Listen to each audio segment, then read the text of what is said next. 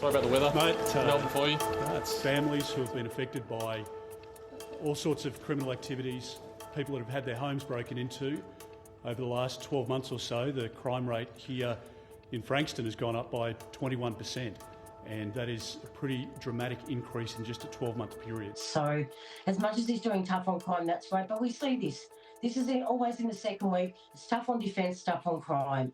You know, you're running through the same narrative, and I think that's why people have switched off. Polling experts predict that half of Australian voters will have voted before our official polling day on May 3. And the early voting officially starts tomorrow. So after a couple of days of the Easter break, with fluffy animals and homage to religious observance, our political leaders were back at it in earnest on the campaign trail today. Very good to see you.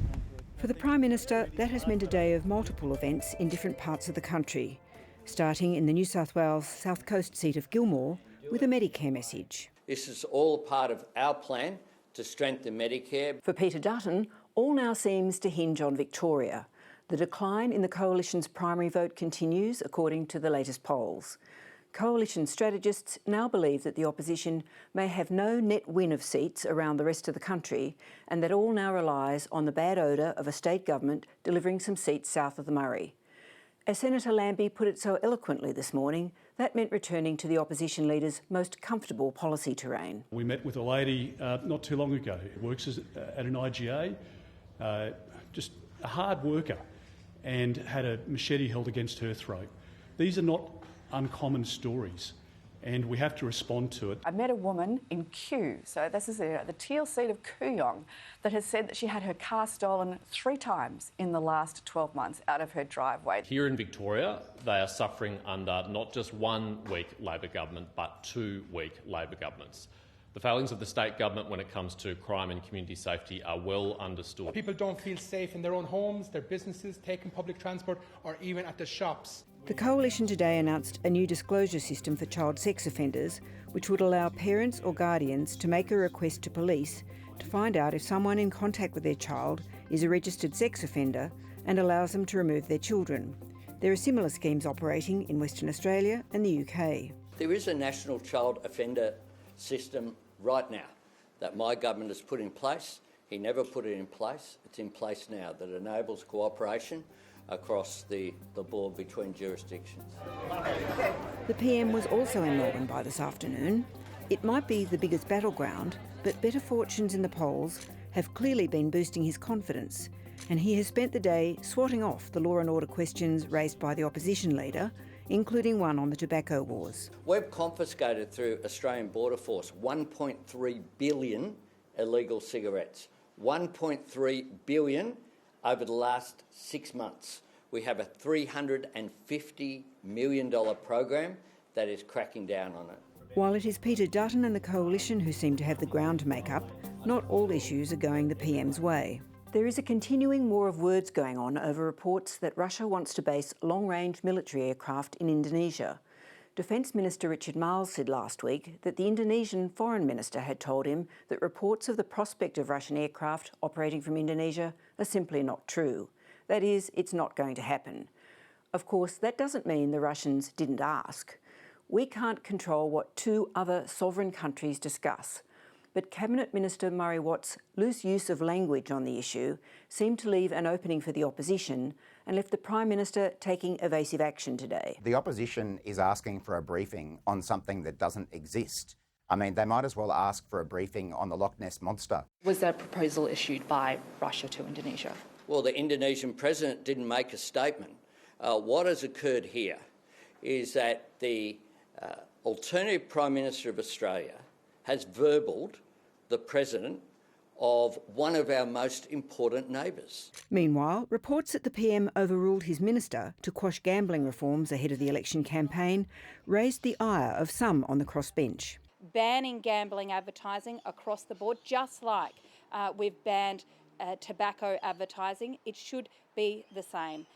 But the Labor Party can't be trusted to do it on their own. They've proven that.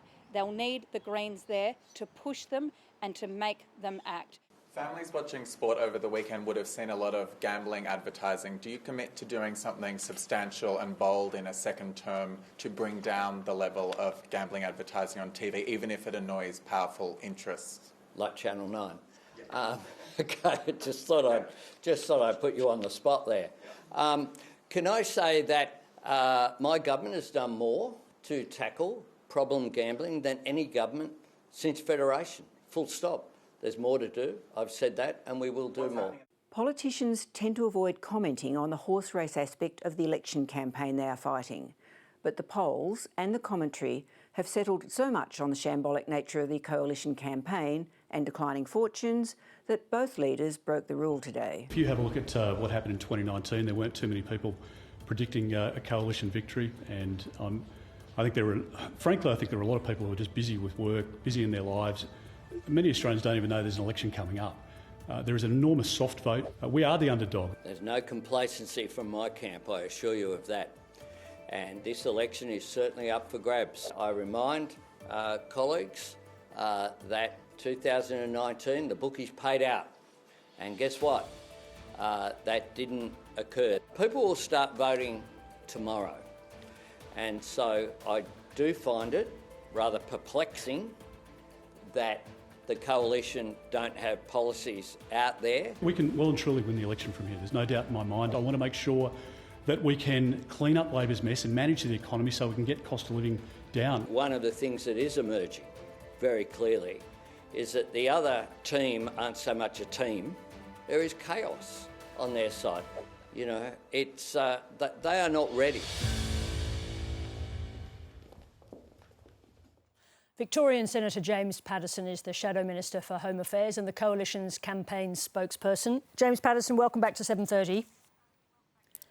Good to be with you, Sarah. Now, we saw there you with the leader, Peter Dutton, in Victoria again today, talking about crime in a state where offending has increased in many categories, also where the state government is extremely unpopular. How do you explain that support for the Coalition in Victoria is going backwards?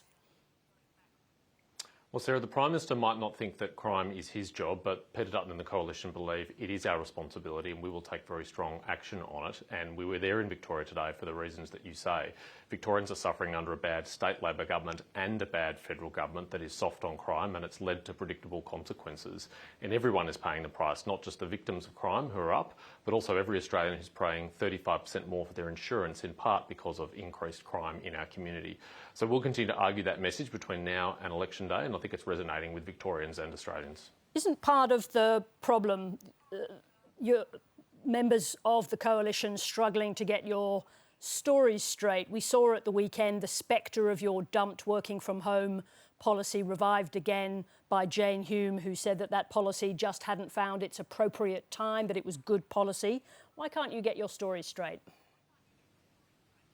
Well, we've been very clear about this. We heard the feedback from the community. They do not want this policy to be introduced. It was never going to be introduced in the private sector, but we've also said we won't introduce it in the public sector either in Canberra. What does Jane Hume mean? What does Jane Hume mean when she says it's a good policy, it just hasn't found its appropriate time? Sure. Well, look, I think we've been crystal clear about this from Peter Dutton down, that we are not introducing this policy, that we do not believe in this policy. We understand the importance of flexible working arrangements for Australians, including in the public service. And frankly, there's some very good people who can be very productive from home or in a hybrid arrangement where they come to the office partly. So we very sincerely are not pursuing this policy. We've heard the feedback loud and clear. Yeah, but Jane Hume clearly thinks it's a good policy. She's a senior member of the front bench. She said it hasn't found its appropriate time, which is true. Her version or your version? The policy of the Coalition is clear. We are not taking this policy to the election. We will not implement this policy if we are successful. We've heard the community. Working from home is here to stay. Flexible work is here to stay. So there's no answer to the question about why you disagree, but I'm going to move on. So the polls are telling us, it looks like they're telling us that you are struggling to get your messages across. The last big piece of your policy puzzle is defence. How quickly are we going to get the details this week of your plans for defence? Well, very soon, Sarah, but we have already said that we'll increase defence spending, we'll spend more and we'll spend it faster than what Labor is, and we've outlined some of the things we'll spend it on, including restoring the 4th Squadron of Joint Strike Fighters, which the Labor Party cancelled. We think Australia, in a dangerous world, needs that capability, that regionally superior air capability. And so we'll be outlining more about our policies on defence in the coming days. But aren't voters running out of time to digest complex policies like this? Well, I assure you they won't have long to wait at all, Sarah, for that and other important policy initiatives from the Coalition. We're nearly done. Well, it's being reported today in the Financial Review that you'll be announcing increases in the defence budget, but the bigger growth to reach 2.5% of GDP, which has been spoken of for a long time now, that won't happen until the 2030s. Is that reporting correct?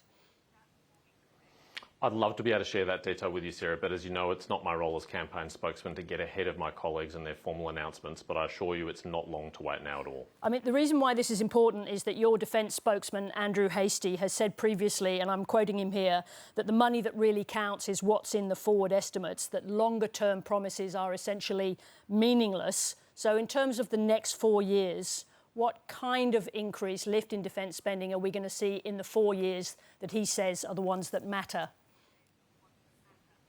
I assure you there will be an increase in defence spending in the next 4 years, unlike the Labor Party, who has kicked the can down the road and initially proposed reaching 2.4% by the end of the decade. They've already revised that down to 2.3% by the end of the decade, and a very little increase in the forward estimates. We will have an increase of defence spending in the forward estimates, and the exact amount will be specified very soon. All right, well, putting aside the exact details of the release, is this an opportunity for Peter Dutton to claw back ground on defence, on one of his key subjects under normal circumstances for him, but where he lost ground after verballing the Indonesian president? Does this give him the opportunity to claw some of that back? Well, we don't view this through a political lens, Sarah. When the Prime Minister and others say this is the most dangerous time for our country since the end of World War II, we actually believe it, and we'll have a policy that meets that standard. This is a government that has cut and delayed defence capability, including infantry fighting vehicles, howitzers and other capabilities. And what they're doing is they're buying future AUKUS capability, which is very important, but they're cannibalising current defence capability to pay for it rather than increasing defence capability now so we get the capability we can in the next few years and AUKUS in the future. I think that's a gravely irresponsible thing to do, particularly when you have foreign powers apparently looking to establish military facilities in our region. But where in the budget then is this coming from? If you're talking about increases of that quantity, we'll wait and see exactly when that money's going to arrive. But are these going to be actual figures, or are these going to be aspirational targets for defence, like we saw in the announcement on indexing tax brackets? No, there'll be actual figures in the forward estimates, which we'll set out in the normal way and the normal time, that will demonstrate our commitment to national security and defence.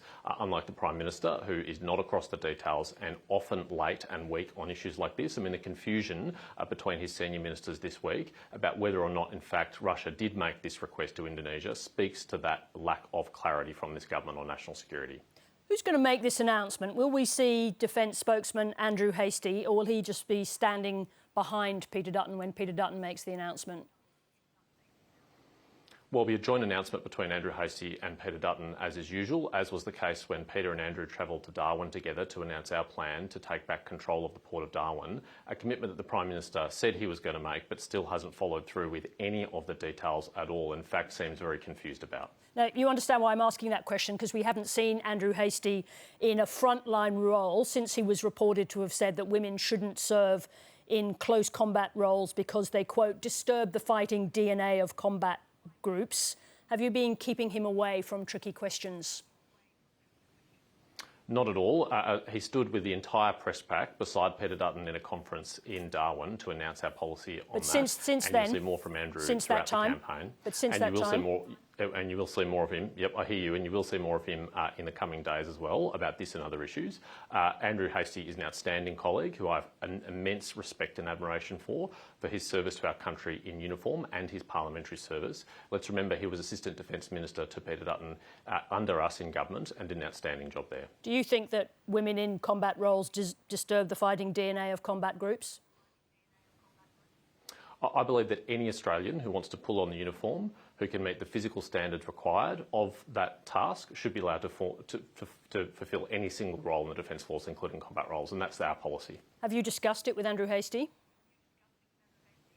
Yes, we have. And look, unlike Andrew Hastie, I haven't served in a frontline combat role, and I'm humble enough to acknowledge that, unlike the Deputy Prime Minister, and I respect the expertise he has. But as Assistant Defence Minister in the last government, he sought to make no changes to this policy, and as Defence Minister in a Peter Dutton government, he will seek to make no changes to this policy, because our policy is anyone who has the ability to serve in those roles, who meets the requirements for those roles, can serve in those roles, irrespective of their gender or any other irrelevant characteristic.